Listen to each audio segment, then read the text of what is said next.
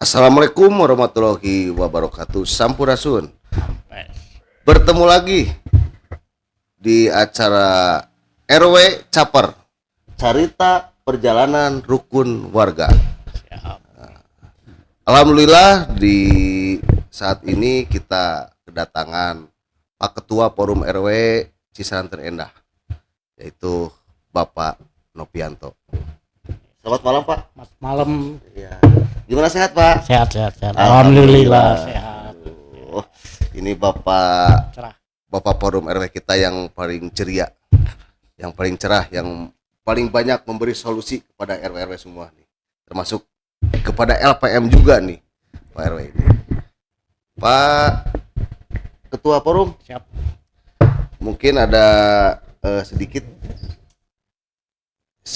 selama ini saya banyak bertanya-tanya ya, banyak memang bukan polemik gitu ya. Dalam perjalanan sama Bapak menjadi Ketua Forum RW, saya agak kaget juga Pak. Kaget juga. Kalau dulu saya lihat-lihat gitu, RW itu nggak sekompak sekarang gitu Pak. Kadang-kadang maaf ya, di kita itu kan ada komplek dan ada non komplek Pak. Ya. Iya. Kadang-kadang itu bagai air di daun talas gitu, bukan gitu. Minyak kata minyak dengan air ya Pak ya. Tapi dengan sekarang Bapak menjabat menjadi Ketua Forum RW, sekarang bisa bersatu. Nah itu gimana kuncinya Pak itu Pak? Ya. Makasih Pak Aki Dalang ya. Iya. Dalang. Walaupun Aki Dalang ini seorang ketua LPM yang sebenarnya ketua LPM itu justru yang menyatukan RW-RW. Ya. Karena LPM itu bisa menjembatani apa yang diperlukan oleh RW. Ya. Nah, makanya mungkin orang melihat forum RW-nya yang bagus, padahal kerjasama kita yang bagus.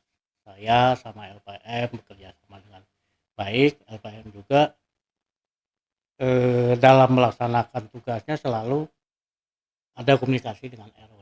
Jadi akhirnya kita bisa jadi kompak. Mungkin bisa saya sampaikan juga, sebelum saya menjadi ketua forum RW, kita juga kan awalnya di periode pertama menjadi RW. Ini periode kedua baru saya menjadi ketua forum RW. Tentunya menjadi RW itu bukan sesuatu hal yang susah, ya, bukan sesuatu hal yang sulit. Mungkin ini bisa saya sampaikan buat warga Kelurahan Cisanten Endah, apalagi sekarang kita mungkin nanti bulan November itu ada pemilihan RW serentak. Ya, Mudah-mudahan nanti adalah muncul RW-RW baru yang lebih muda, yang lebih gesit, yang kayak Pak Ketua LPM ini, yang bisa memimpin warganya. Nah, gitu. Jadi RW itu ada tuntunannya, ada aturannya. Yang penting kita bisa menjadi pelayan atau menjadi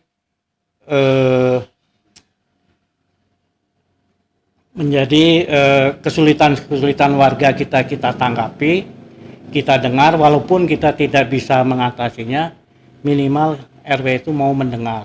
Pertama. Kalau kita mampu, kita selesaikan.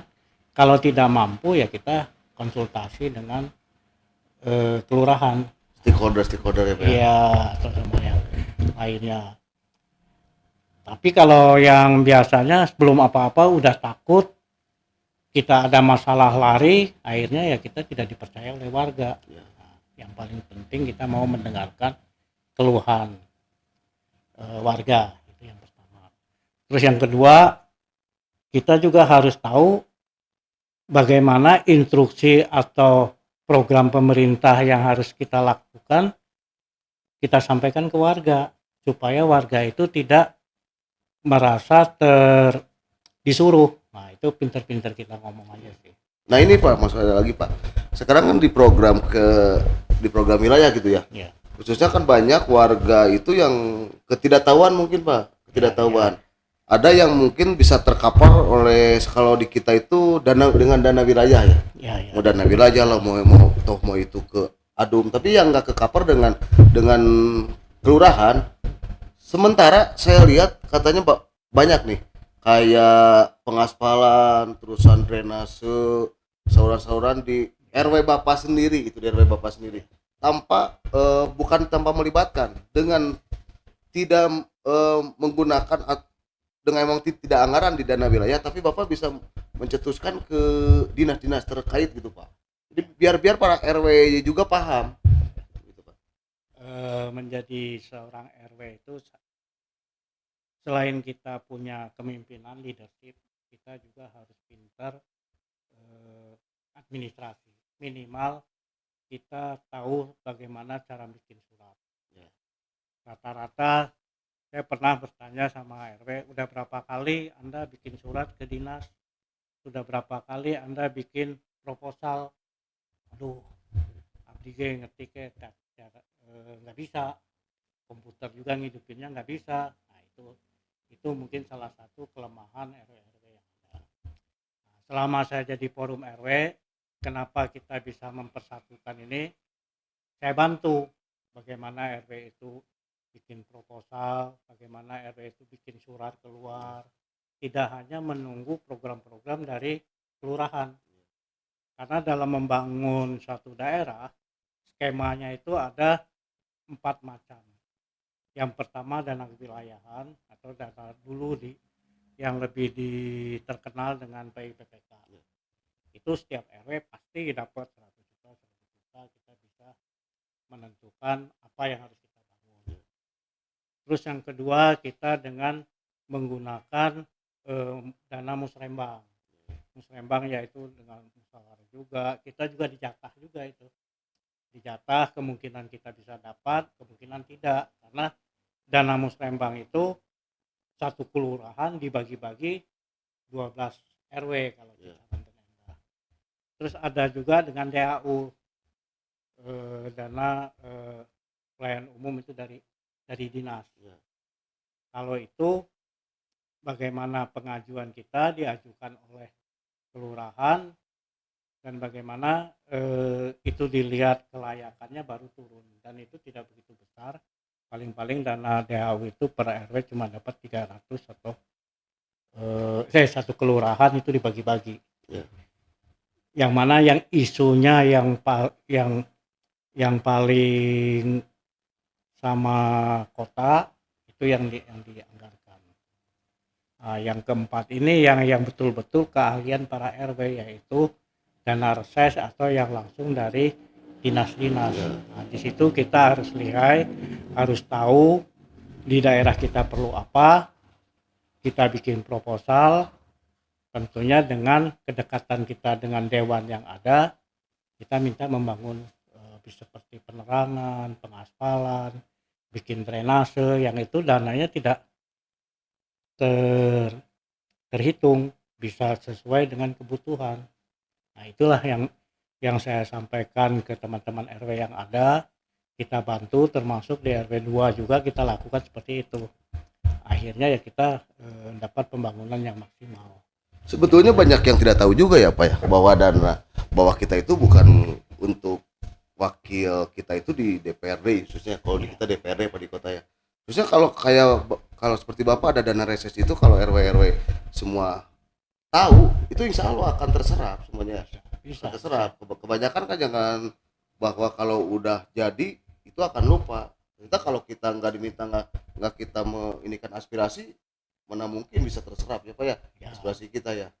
Ya itulah ya, kita ada mungkin bukan kontrak politik sama dewan ya, minimal dia pada saat minta suara ke kita, setelah dia jadi ya kita bisa tagih. Itu mah kewajiban Pak, udah menjadi kewajiban kita buat pembangunan, bukan buat diri pribadi ya. Gitu. Ya jangan kayak ya kan ada ini Pak, kalau dulu ada kata pepatah dulu ada gini, apa bedanya pil KB sama pilkada? Kalau pil KB itu kalau lupa itu pasti jadi, kalau lupa minum pasti jadi. Tapi kalau pilkada itu kalau udah jadi biasanya suka lupa, makanya harus kita tagih ya. Alhamdulillah Pak Nopianto ini adalah guru saya juga, mentor saya juga. Saya sebelum di LPM juga banyak bertanya-tanya ke beliau. Beliau salah satu stakeholder yang ada di LPM. Banyak lah yang di eh, wawasannya dan pengetahuannya yang dilimpahkan ke saya sebagai ketua LPM. Hanya saya sangat berterima kasih sama ketua forum RW Cisen, memang top lah. Ini benar. Mungkin terakhir ya, saya sebagai ketua forum RW, Kang Acep Lalang sebagai ketua LPM, Ya, kita sama-sama berkomitmen bahwa Cisaranten Endah ini adalah kampung kita, ya, tempat kita 24 jam di sini. ya. Jadi kita juga nggak rela Cisaranten Endah ini diacak-acak oleh orang luar. Nah, itu benar. Apapun pembangunan, apapun dana yang masuk di kita harus dirasakan oleh warga Cisaranten. Nah, itu benar, Pak. Nah, ini kebetulan Pak LPM juga sepemikiran. Iya. Akhirnya kita bisa sinergi, kita bisa sama-sama membangun Ya. desain. Jadi Itu jangan yang, sampai mengatasnamakan masyarakat, masyarakatnya tidak merasakan nah, apa-apa itu gitu kan. Alhamdulillah dengan RW sekarang di Cise, dengan loyalitasnya alhamdulillah sekarang ya. Mungkin alhamdulillah, alhamdulillah. dengan dukungan Bapak juga, dengan kerja keras Bapak, lihatlah kalau misalnya ada kejadian apa-apa, mobile Pak Ketua Forum RW ini langsung cepat tanggap kalau ada apa-apalah. Jadi apa yang nggak tercover sama LPM sama Forum RW terlengkapi semuanya gitu. Ya kita harapkan juga dengan kita bekerja sama dengan baik, tentunya juga nanti pemerintahan, Pak Lurah atau fasilitas lainnya bisa juga mendukung kita. Nah, itu harus itu. Soalnya kan harus kalau tidak mendukung kita itu kan selaku untuk program beliau-beliau itu kan kita yang ngasih, Pak. Ya, Gitu ya. kan. Kalau tanpa kita mau bekerja seperti apa, informasi dari bawah. Nah, apalagi sekarang kita bahas lagi sedikit.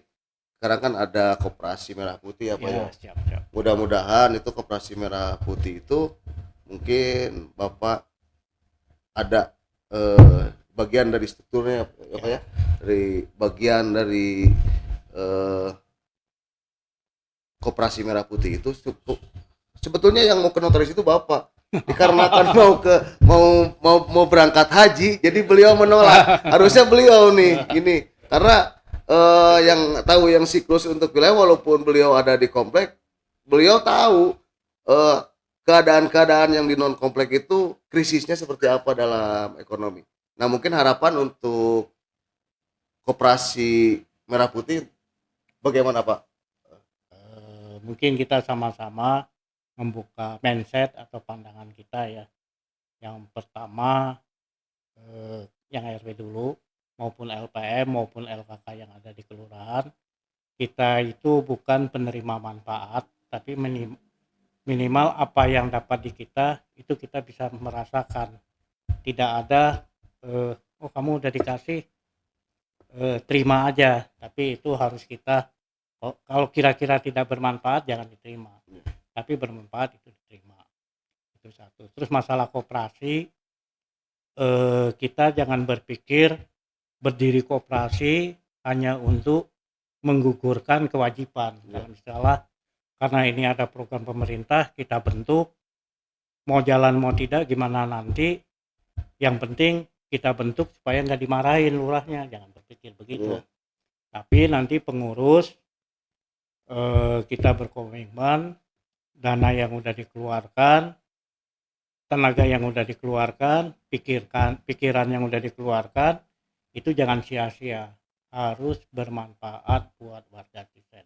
Harus terarah ya, Itu Pak. harus Apa ya? terarah. Ya, Ya. itu. Mungkin penjelasan oleh Pak Ketua Forum RW mungkin udah beberapa kali podcast ya, Pak ya, Ya, isinya. ya, Tapi ya. itu memang materi Bapak itu nggak akan habis-habis sih. Walaupun kita mau 1000 juga, Ya. karena beliau selaku mentor sebetulnya kalau di Cisanten Endah itu bisa disebut mentornya untuk impra, untuk non impra juga. Ya, mungkin Pak Ketua Forum RW, Pak Nopi, semoga sehat. Terima kasih nih Saya kebagian jadi host juga. Mudah-mudahan yang punya acara ini terus berkembang. Jangan lupa subscribe, like, dan share. Komennya jangan lupa. Apapun komen-komen tentang wilayah ataupun tentang seni budaya, insya Allah kita siap minimal menampung. podcast RW kita ini di Cisaranten Endah bisa jadi idola, di Kecamatan Acamanik menjadi pilot project, dan di kota menjadi suatu program yang bisa jadi contoh buat RW. Nah itu. Jadi perkembangan wilayah itu lebih terekspos ya Pak ya, lebih dan keluhan-keluhan dari masyarakat juga bisa lebih mempermudah lah kita untuk ke dinas-dinas. Mungkin sekian Pak. Ya, terima kasih. Ya, semoga Bapak sehat selalu Pak ya. Atur nuhun. Assalamualaikum Assalamualaikum warahmatullahi wabarakatuh. Selamat berjumpa kembali.